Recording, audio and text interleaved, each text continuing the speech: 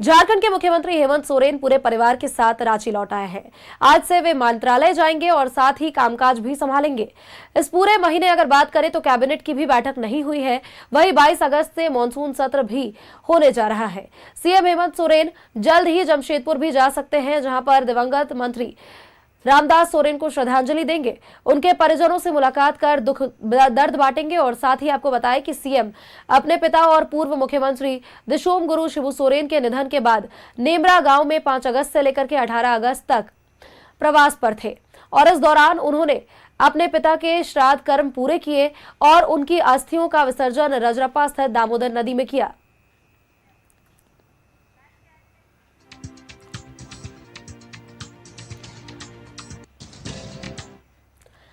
खबर पर अधिक अपडेट्स के साथ हमारे सहयोगी दीपक हमारे साथ जुड़ गए हैं। दीपक, एक बार रुक कर लेते हैं। दीपक, मुख्यमंत्री हेमंत सोरेन एक बार फिर से एक्शन मोड में नजर आने वाले हैं। देखिए, लंबे समय से वो नेमरा में थे और साथ ही वहां से वे अपना कामकाज संभाल रहे थे। अस्थायी कार्यालय वहां पर उन्होंने सेट करके रखा था। इस महीने की अगर बात करें तो देखिए, एक भी कैबिनेट की बैठक नहीं हुई है, जबकि 22 अगस्त से दोबारा से मानसून सत्र की शुरुआत होने वाली है। क्या कुछ अपडेट्स आपके पास?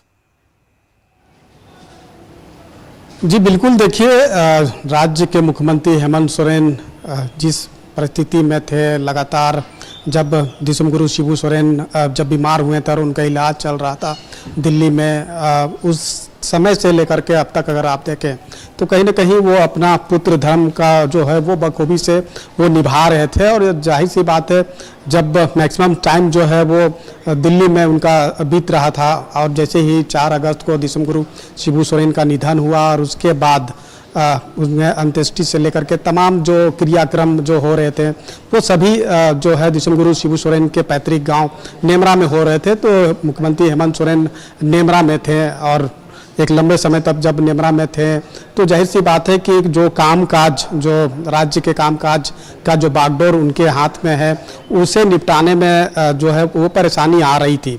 अब वो तमाम जो क्रियाक्रम को निपटा करके अब वो रांची पहुंच चुके हैं। तो आज से वो कैबिनेट जाएंगे, मंत्रालय में बैठेंगे और जो भी कामकाज जो लंबित थे उन कामकाज को अब निपटाएंगे। तो जाहिर सी बात है कि जो कामकाज लंबित पड़ रहे थे उसमें अब गति जो है वो देखने को मिलेगी। चूँकि आप देखें जून माह से लेकर के, तो जून माह से लेकर के अब तक का जो समय रहा वो कहीं ना कहीं राज्य सरकार के लिए, राज्यवासियों के लिए, मुख्यमंत्री हेमंत सोरेन के लिए काफ़ी कष्टदायक रहा। चूँकि दिशोम गुरु शिबू सोरेन का लंबे इलाज के बाद उनका निधन हुआ, उसके बाद शिक्षा मंत्री रामदास सोरेन का भी जो है वो निधन हुआ और शिक्षा विभाग को खुद मुख्यमंत्री हेमंत सोरेन अपने पास रखे हैं। तो शिक्षा से संबंधित विषय हो, उसे अमली जामा पहनाने की बात हो या फिर जिस तरीके से आचार्य शिक्षक नियुक्ति को लेकर के जो इस तरीके से वेरिफिकेशन जो है वो किया जा रहा है, तो उसको भी गति देने का जो प्रयास है वो की जाएगी। कई ऐसे नई योजना है जिसको धरातल पर उतारना है, वो प्रभावित हो रहे थे, तो उसको भी कहीं न कहीं गति दी जाएगी। लॉ एंड ऑर्डर को लेकर के जिस तरीके से जो लगातार सवाल उठते रहे, हालांकि दिशोम गुरु शिबू सोरेन के निधन और के बाद और शिक्षा मंत्री के निधन के बाद कहीं ना कहीं विपक्ष भी जो है वो अभी शांत नजर आ रहे थे, लेकिन कहीं ना कहीं वो एक बार फिर आक्रामक जो है वो नजर आ सकते हैं। क्योंकि अब सभी चीज़ें हो जाने के बाद अब कार्य जो है वो करनी होगी। तो ऐसे परिस्थिति में ये उम्मीद की जानी चाहिए कि अब जो है वो तमाम जो कार्य है, जो भी लंबित कार्य पड़ रहे थे, उसे कहीं ना कहीं निपटाया जाएगा और गति जो है वो दी जाएगी।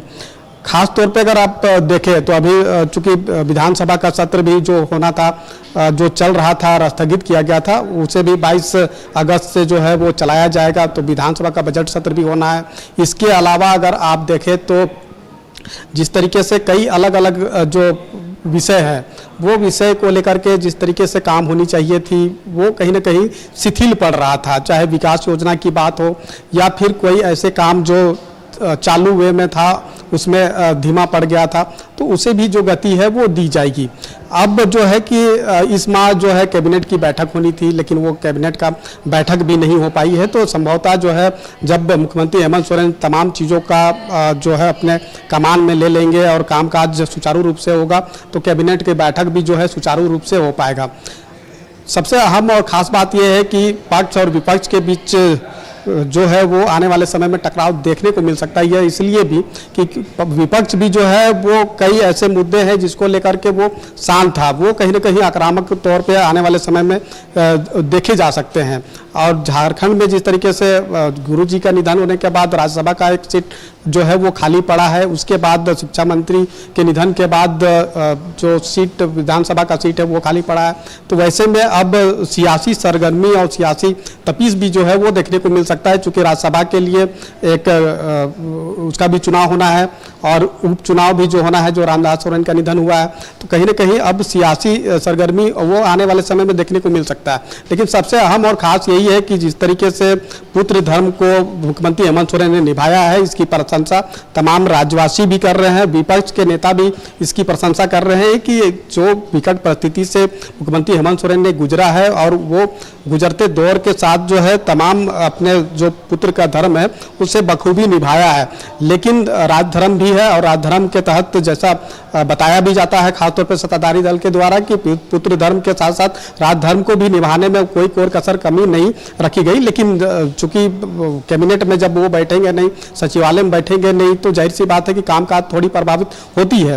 वो तमाम कामकाज अब सुचारू रूप से आगे बढ़ेगा, ये बातें कही जा रही है और ये उम्मीद भी की जानी चाहिए। चूंकि अब तमाम जो क्रियाक्रम या जो भी चीजें चल रही थी वो तमाम चीजें खत्म हो गई है, तो अब जो है पूरी तरह से राजधर्म के तहत जो है विकास की योजनाओं को गति देंगे और जो भी लंबित कार्य, जो फाइलिंग के काम जो रुका हुआ था, वो काम भी जो है वो तेजी से आगे बढ़ेगा और विकास के राह पर प्रदेश आगे बढ़ेगा, ये जरूर उम्मीद जो है वो की जा रही है। जी बिल्कुल दीपक, और देखिए 22 अगस्त से मॉनसून सत्र की शुरुआत होने वाली है और ऐसे में देखिए कुल मिलाकर ये जरूर कहा जा सकता है, क्योंकि इस बीच ये खबर निकलकर सामने आई थी कि शिक्षा मंत्रालय भी अब मुख्यमंत्री हेमंत सोरेन संभालेंगे और ऐसे में ये भी कयास लगाया जा रहा है कि मुख्यमंत्री हेमंत सोरेन जल्द ही जमशेदपुर भी जाएंगे, जहां पर वो दिवंगत रामदास सोरेन को श्रद्धांजलि भी अर्पित करेंगे। अपडेट्स लगातार आपसे लेते रहेंगे दीपक, फिलहाल के लिए आपका बहुत बहुत शुक्रिया हमारे साथ जुड़ने के लिए।